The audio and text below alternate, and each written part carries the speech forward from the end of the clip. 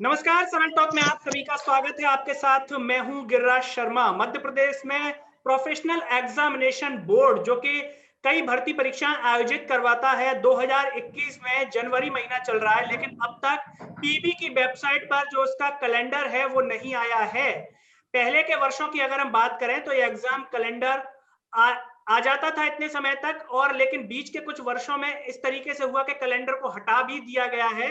उसमें पूरी जानकारी होती थी कि किस महीने में कौन सी परीक्षा आयोजित होगी और कब होगी, कब फॉर्म भरे जाएंगे, इस तरीके की एक बेसिक इंफॉर्मेशन उसमें दी जाती थी, लेकिन अभी तक वो नहीं आया है। ऐसे में कई छात्रों के मन में जो स्थिति है वो असमंजस की है कि आखिर परीक्षाएं कब होंगी, नहीं होंगी, तैयारी किस एग्जाम की किस हिसाब से करें। उनके मन में कई तरह के सवाल हैं और आज इसी को लेकर के हम चर्चा कर रहे हैं। और सरल टॉक से चर्चा करने के लिए हमारे साथ बेरोजगार युवा संघ के अध्यक्ष जुड़ रहे हैं दिनेश चौहान जी, और साथ ही साथ भोपाल से जुड़ रहे हैं, नमस्कार। जो तैयारी कर रहे हैं कई भर्ती परीक्षाओं की, वो अभ्यर्थी भी हमारे साथ जुड़ रहे हैं। सभी मेहमानों का बहुत बहुत स्वागत है सरल टॉक में। जी सर, नमस्कार। नमस्कार सर। जी, चर्चा की शुरुआत करने से पहले सभी से एक ही अपील है कि सरल टॉक की आवाज को सब्सक्राइब कीजिए और इसे सोशल मीडिया के हर प्लेटफॉर्म पर शेयर कीजिए। सबसे पहले दिनेश जी, मैं आपकी तरफ आना चाहूंगा। इसके बारे में हम आपसे जानना चाहेंगे कि पीबी का जो एग्जाम कैलेंडर है, आप कई वर्षों से तैयारी करवा रहे हैं विद्यार्थियों को, क्या इसकी प्रक्रिया रहती है, कब ये जो है वेबसाइट पर आता है, और इस वर्ष में क्या बदलाव आप देख रहे हैं? देखिए, पहले के वर्षों की बात करें अगर हम मध्य प्रदेश जो प्रोफेशनल एग्जामिनेशन बोर्ड की, तो दिसंबर में ही, मतलब अगर मान लीजिए 2020 लगने वाला है तो 2020 लगने वाला 2019 के दिसंबर में ही कैलेंडर अपडेट कर दिया जाता था।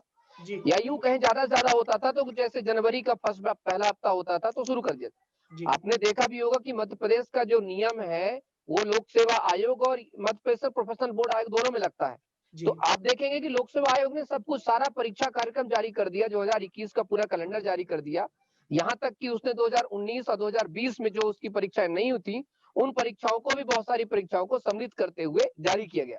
हालांकि कुछ भर्ती जैसे लोक अभियोजक जो अधिकारी होते हैं, एडीपीओ का अधिकारी होता है, खनिज अधिकारी होता है, ऐसे अन्य अधिकारियों की जो भर्ती होती है लोक सेवा आयोग की तरह, उनको खैर नहीं डाला गया एमपीपीएससी में। उसके लिए हम लगातार मांग कर रहे हैं कि उनको डाला जाए, लेकिन फिर भी उन्होंने ये कैलेंडर को जारी कर दिया। अब वर्तमान में देखते हैं कि व्यापम जो है अभी तक अपने कैलेंडर को जारी नहीं कर पाया है। साथ ही साथ शिक्षकों का अभी तक, उनको जो बेचारे 2018 से फॉर्म भरे, उनको यही नहीं पता कि उनका एग्जाम कब होगा। तो ऐसे में विद्यार्थी के अंदर एक बहुत बड़ी निराशा की भावना बनी हुई है और ये असमंजस में है कि एग्जाम होंगे कब होंगे, या होंगे कि भी नहीं होंगे। जी तो ये एक बहुत बड़ा मुद्दा है अभी इस पर। बिल्कुल।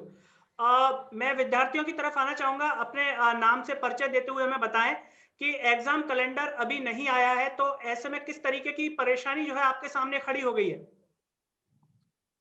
नमस्कार सर, मैं सत्येंद्र दिवांकर जी बात करना चाह रहा हूँ यहाँ भोपाल से। मैं सर कहना चाह रहा हूँ कि ये अपना कैलेंडर लास्ट ईयर के लास्ट तक में तो अपडेट हो ही जाता था, लेकिन इस साल क्या अभी अब लेट लपाट चल रहा है। तो हमारा माननीय हमारे मुख्यमंत्री जी, माननीय नरोत्तम मिश्रा जी, गृह मंत्री जी से हमारा अनुरोध है कि सभी बच्चे तैयारियां तो कर रहे हैं, भरपूर अच्छी तरीके से अपनी मेहनत कर रहे हैं। अभी तो हमारा कैलेंडर भी लेट लपाट है, कैलेंडर का हमारा शेड्यूल नहीं क्लियर हो पाया है। तो हमारी तैयारी में एक व्यवधान उत्पन्न हो रहा है। व्यवधान ये उत्पन्न हो रहा है कि हमारी तैयारी की लेवल कैसा हो, हमारा कब तक एग्जाम हो जाए। भाई, हमारी तैयारी करने का भी एक तरीका होता है कि जब करीब है कि दूर है तो उसके हिसाब से हम बच्चे तैयारी करते हैं।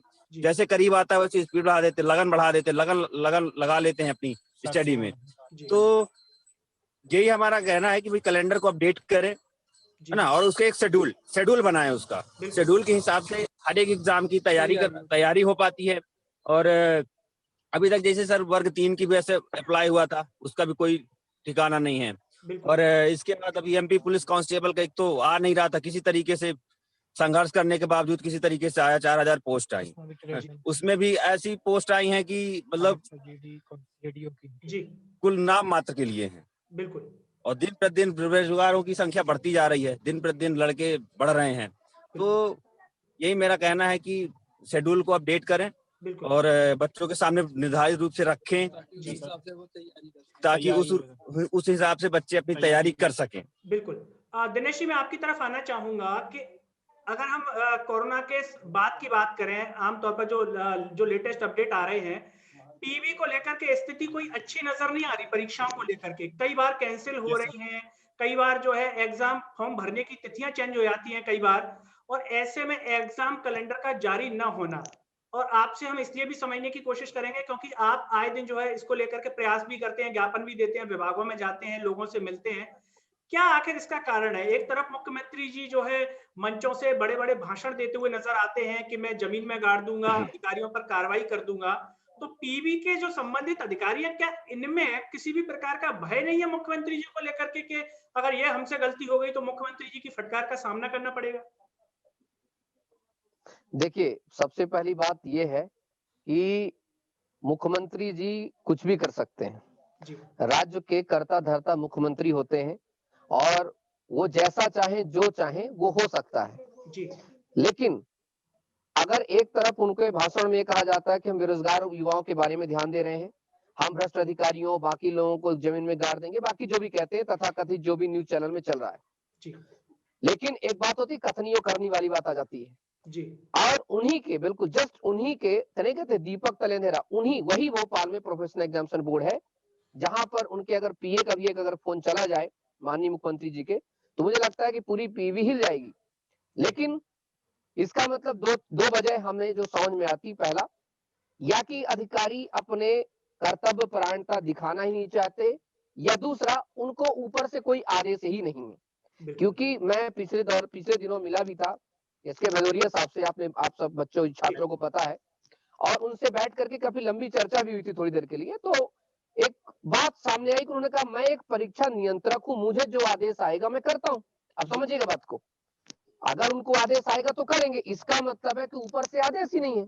जी ऊपर से आदेश नहीं, अगर ऊपर से उनको आदेश नहीं होगा तो वो अगला अधिकारी क्या कर सकता है? कुछ नहीं कर सकता, उसकी भी कोई क्षमता नहीं है। जी दूसरी चीज आप देखेंगे, अभी हाल ही में आज ही का न्यूज उठा कर देख लीजिए, कुछ भी करके अभी मध्य प्रदेश के अलावा अपने अगल बगल राज्यों की तरफ देखते हैं। हमारे मध्य प्रदेश में बीजेपी शासित सरकार है, उत्तर प्रदेश में बीजेपी शासित सरकार है। उनका कैलेंडर अपडेट हो चुका है। उनके कैलेंडर में 16 से ज्यादा भर्तियों के बारे में, अब बाकी जो भी पूरे साल भर में 50 भर्तियों का पूरा खाका जारी हो चुका है। प्रारंभिक परीक्षा से लेकर के पीसीएस से लेकर यूपी ट्रिपल एससी सभी की चीजें जारी हो चुकी हैं। अब बात करिए अपने एसएससी के एग्जामिनेशन बोर्ड की बात करें तो पूरा जारी हो चुका है। हम बात करें राजस्थान की बात करें, जारी हो चुका है। अगर हम अपने अदर राज्यों की बात करते हैं कि चलो कोरोना काल में दिक्कतें हैं, तो वहां भी तो दिक्कतें हैं।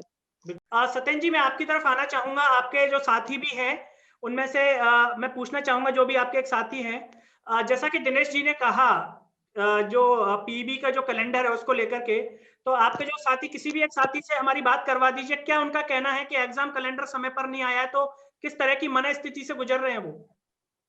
Yes sir. जी सर, जी सर। जी जी नमस्कार सर, बहुत बहुत आभार जो आपने सरल टॉक पर हमारी आवाज़ उठाई है। जी मैं पुष्पेंद्र अकबर सर, भोपाल से।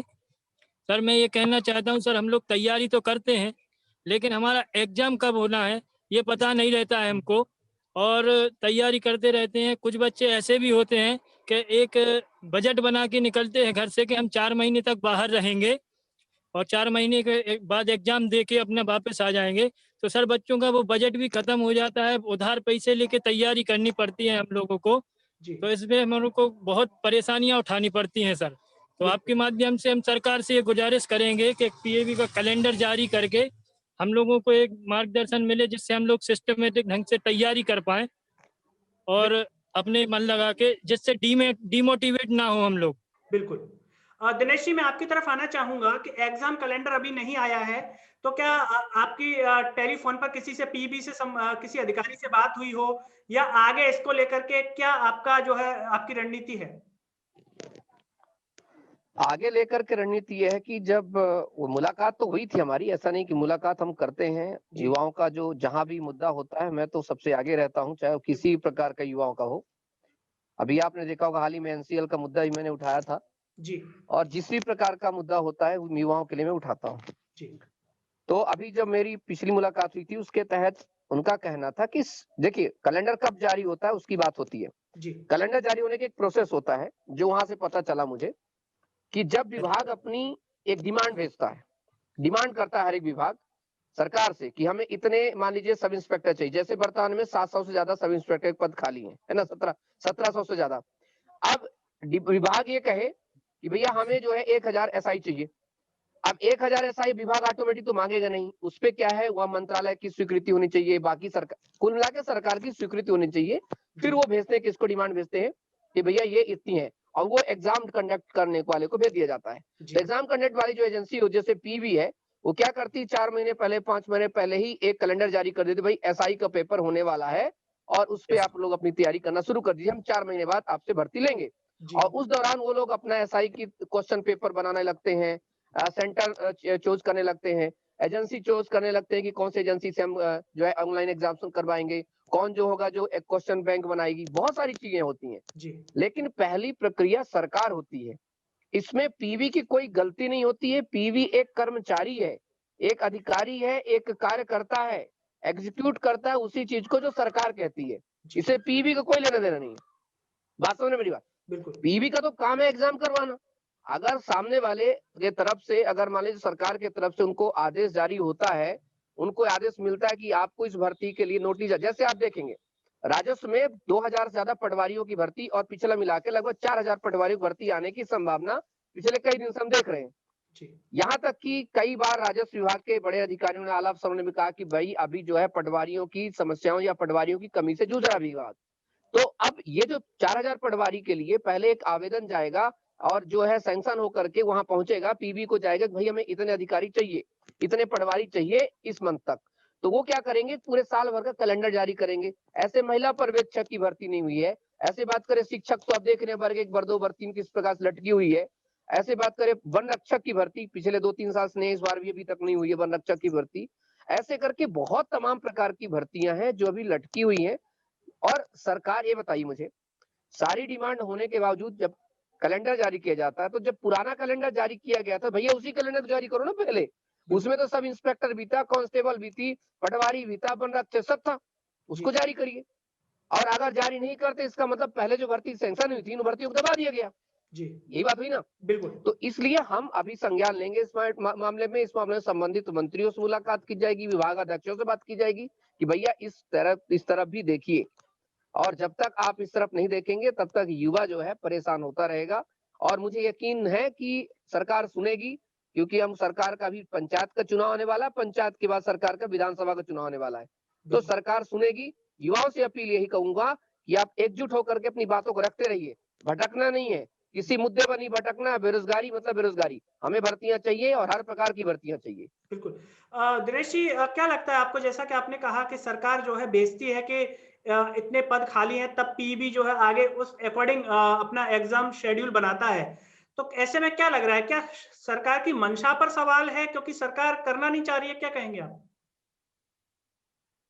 देखिए, अब एक अगर सपोज दैट एग्जांपल के लिए मैं आपका जूनियर हूं और आपने मुझे कहा कि भाई तुम्हें खेत में हल चलाना है और सब्जी भाजी उगाना है, और मैं एग्जीक्यूट वही करूंगा जो आप कहेंगे। आप कहेंगे कि भाटा उगाना तो भाटा, आप कहेंगे चना तो चना जी। और आप कुछ नहीं कहेंगे तो मैं सिर्फ बैठा रहूंगा खेत में। वही हाल PV का है कि जब आप मुझे आदेश ही नहीं दोगे कि भाई आपको चने उगाने हैं, कि आपको खेती करनी कि नहीं करनी है, तो मैं कुछ नहीं करूंगा। लेकिन जब मुझे आप आदेश देंगे, जब मुझे विभागों की जानकारी मिलेगी, विभाग मुझसे मांगेंगे, सरकार का प्रस्ताव आएगा, तब यहाँ पर सरकार की असंवेदनशीलता दिखती है कि ये सरकार में एक बड़ी खासियत इस चीज की है कि जितना कहा जाता है उतना करा नहीं जाता है। बिल्कुल। मैं किसी पार्टी की सरकार की बात नहीं कर रहा, मैं सरकार की बात कर रहा हूं। तो प्लीज जो व्यूअर्स भी हैं उस बात का ध्यान रखेंगे, क्योंकि बहुत सारे लोग पार्टी बात चलाते हैं। मैं पार्टी की बात नहीं कर रहा हूं, कर देता हूं, क्योंकि प्रदेश कांग्रेस का भी है, प्रदेश बीजेपी का, प्रदेश निर्दलीय का भी है, प्रदेश सबका है, और CM कांग्रेस के भी हैं, कांग्रेस निर्दलीय के सबकी हैं। तो मैं पहले बात स्पष्ट कर दूं, मेरा सवाल सरकार से है, ना कि किसी तथाकथित पार्टी से। तो जो सरकारें होती हैं, सरकारें युवाओं के बारे में असंवेदनशीलता बहुत ज्यादा दिखाती है, चाहे वो केंद्र स्तर की हो, चाहे वो राज्य स्तर की हो। अगर आज ही देख लीजिए, सरकार आज संवेदनशील हो, आज उनको एक आदेश जारी करना, जनवरी लगी हो, जिस प्रकार से मध्य प्रदेश लोक सेवा आयोग के बहुत सारे कैलेंडर आए हैं, उसी प्रकार से अपने PV का कैलेंडर भी जारी किया जा सकता है। बिल्कुल। सत्येंद्र जी, जैसा कि दिनेश जी ने कहा कि सरकार जब तक आदेश नहीं देगी तब तक PV क्या कर सकती है, तो ऐसे में आप जो भी विद्यार्थी तैयारी कर रहे हैं MP पुलिस की, कि हम आपसे जानना चाहेंगे, क्या सरकार की मंशा पर आप लोगों का क्या कहना है? क्या ऐसा है कि पुलिस की जो है भर्ती दे दी गई है, तो सरकार का मानना है कि जो तैयारी कर रहे युवा हैं, वो तो पुलिस भर्ती में उलझी रहेंगे, कोई पीबी की बात ही नहीं करेगा, क्या कहेंगे आप? सर मैं कहना चाहता हूँ, जी, सबसे बड़ी चीज होती है सर इच्छा शक्ति। जी, माननीय गृह मंत्री जी और मुख्यमंत्री जी की अगर इच्छा शक्ति हो तो वो इसी महीने में ही कैलेंडर जारी कर सकते हैं। जी, जैसा कि आप जानते हैं कि पुलिस की वैकेंसी जो 4000 वैकेंसी आई है, उसमें ना ही ट्रेडमैन चालक के लिए भर्ती दी गई है और ना ही मतलब इतनी भर्ती दी गई है जिससे कि युवाओं को ये लगे कि हाँ वैकेंसी आई है। जैसे पिछले वर्षों में आती थी 10,000 15,000 वैकेंसी आती थी, उनमें भी ट्रेडमैन चालक कुक की भर्ती रहती थी। जी, लेकिन इस बार हमें ये लग रहा है कि जो भर्तियां दी गई हैं वो केवल युवाओं को झुंझुना दिया गया है। जी, तो वो मुझे ये भी लग रहा है कि चुनावी लॉलीपॉप था, बिल्कुल, तो युवा आक्रोशित ना हो पाए इसलिए ये दिया गया है। दिया तो गया। सरकार से यही गुजारिश रहेगी कि कैलेंडर सिस्टमेटिक जारी किया जाए और वैकेंसी जो भी विभाग में खाली है उन वैकेंसियों का भर्ती की जाए बिल्कुल। और दिनेश इच्छा शक्ति जी, जरूरी होती है सर। जी, दिनेश जी, चलते-चलते हम आपसे जानना चाहेंगे कि क्या लगता है जिस तरीके से पीईबी के जो हालात समझ में आ रहे हैं, आए दिन कुछ ना कुछ समस्या ही निकल के आती है, कोई अच्छी चीज़ तो पीईबी की तरफ से सुनने में नहीं आती। तो क्या ऐसे में युवाओं का जागरूक होना और राजनीतिक रूप से मजबूत होना और आवाज़ उठाना बेहद ज़रूरी हो जाता है? क्योंकि अगर हम प्रक्रिया पर नज़र डालें, तो बिना आवाज़ उठाए हुए अभी तक कुछ मिला नहीं है। पुलिस भर्ती के लिए आवाज़ उठाई तब जाकर के 4000 पद मिल पाए हैं। फॉर्म के लिए आवाज़ उठाई तब जाकर के फॉर्म भरना स्टार्ट हुए हैं। तो क्या लगता है कि आने वाले समय में भी युवाओं को तैयार होना होगा हर तरीके से आवाज़ उठाने के लिए, तभी जो है उनकी माँगें पूरी होंगी? देखिए, आपने बहुत अच्छा प्रश्न बोला है। मैं आपको इतना अवगत करा देना चाहता हूँ, किसी भी देश की रीढ़ होता है युवा, जी, पहिया होता है युवा, किसी भी बिल्कुल, देश का, प्रदेश का, किसी भी राज्य का, घर का, परिवार का, कहीं का भी। और जब एक बार युवा के दिमाग में घुस गया कि मुझे ये चाहिए, तो फिर उसको चाहिए, क्योंकि युवा डरता नहीं किसी से, युवा निर्भीक होता है। यदा यदा ही धर्मस्य ग्लानिर्भवति भारती, आप तो ये समझ गए होंगे। जी, आज युवाओं को अपनी राजनीतिक एकजुटता, इच्छा शक्ति बढ़ाने की आवश्यकता है। 4000 पद आए हैं, उस पर तैयारी करें। 6 मार्च को पेपर दे, 11 अप्रैल को पीएससी उसका पेपर दे। जिसका होता है ठीक है, जिसका नहीं होता तो 24,000 के सरपंच के पद आ रहे हैं, जी, उस पे फार्म भरो। एक एक सरपंची चुनाव से, एक एक जो है, एक एक गांव से कम से 50-50 लोग भरो। जी, सरकार के दिमाग खराब हो जाए कि आखिर युवा कर क्या रहा है, बिल्कुल, तब उस दिन पता चलेगा। बार बार क्यों कहता हूं मैं, जब तक आपको इस बात का एहसास नहीं होगा, उनको इस बात का एहसास नहीं होगा कि अब युवा जो है हो चुका है परेशान। और जब हाथी परेशान हो जाता है तो बहुत दिक्कत हो जाती है। और युवा देश का हाथी है, युवा ही यह चक चाहिए न। देखिए, बच्चा काम नहीं कर सकता, वो आश्रित है किस पर? युवा पर। वृद्ध काम नहीं कर सकते, उस पर आश्रित है युवा पर। और युवा ही अगर परेशान होगा तो बहुत दिक्कत हो। इसलिए युवाओं को आज राजनीतिक एकजुटता की आवश्यकता है। जिस प्रकार से ये एमपीपीएससी के लिए, जिस प्रकार से ये कांस्टेबल के लिए फॉर्म चढ़ बढ़ के भरते हैं, जब भी भर्ती आए किसकी, एक सरपंच की आती है, एक भर्ती एक गांव में एक सरपंच की, तो कम से कम 200 लोग खड़े हो जाएं, भर दे फॉर्म। क्या दिक्कत क्या है? 21 साल तो चाहिए, भर दे फॉर्म।